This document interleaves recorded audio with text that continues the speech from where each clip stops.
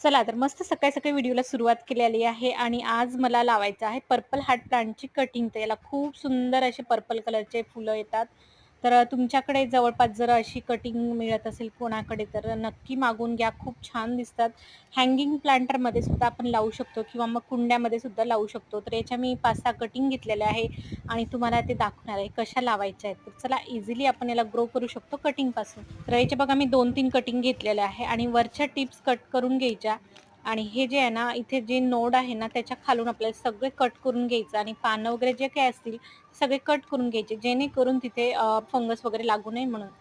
तर तशा प्रकारे डायरेक्ट सुद्धा आपण कटिंग करू शकतो आणि दुसरा मेथड म्हणजे आपण डायरेक्ट त्याला कटिंग्स या पाण्यामध्ये ठेवायचे आणि अशा प्रकारे बघू शकता तुम्ही 5 ते 6 दिवसामध्ये याला रूट्स सुद्धा येतात. मी तुम्हाला दाखवते किती रूट्स आलेले आहेत. तर हे मी कटिंग्स ठेवल्या होत्या आठवडा किंवा 5-6 दिवस झाले असतील. खूप जास्त दिवस काही झालेले नाही आणि रूट्स बघू शकता तुम्ही व्हाईट कलरचे जे काही रूट्स दिसत आहे ना, ते 5 ते 6 दिवसामध्ये आपलं प्लांट लागून जातं. खूप इझी मेथड आहे किंवा मग आपण डायरेक्ट मातीमध्ये सुद्धा लावू शकतो आणि हे बघा रूट्स बघू शकता तुम्ही मस्त रूट्स आलेले आहेत. हे आता मी मातीमध्ये लावणार आहे.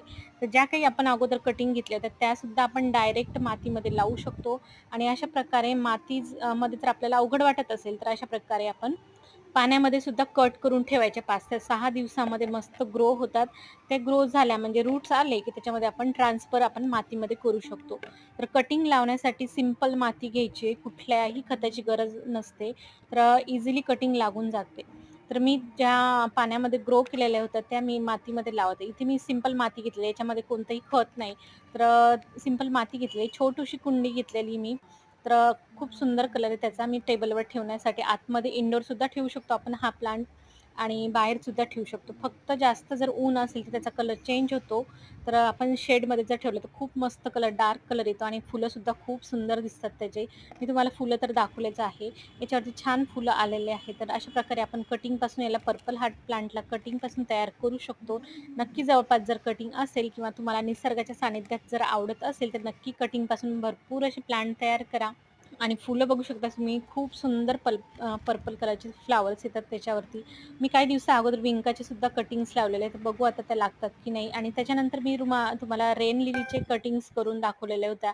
तर त्याच्यामध्ये भरपूर अशा कळ्या लागलेल्या आहेत. माझी तुळस बघू शकता हिरवीगार झालेली. पावसाचं पाणी जर भेटलं ना झाडांना, खूप मस्त असे प्लांट होतात. तर निसर्गाच्या सानिध्यात तुम्हाला आवडत असेल तर नक्की फ्रीमध्ये प्लांट तयार करू शकतो आपण आणि थोडंफार कोणाकडून आणली आणि आपली त्यांच्यासोबत कटिंग शेअर जर केली ना, तर नक्की आपल्याकडे भरपूर असे प्लांट तयार होतील.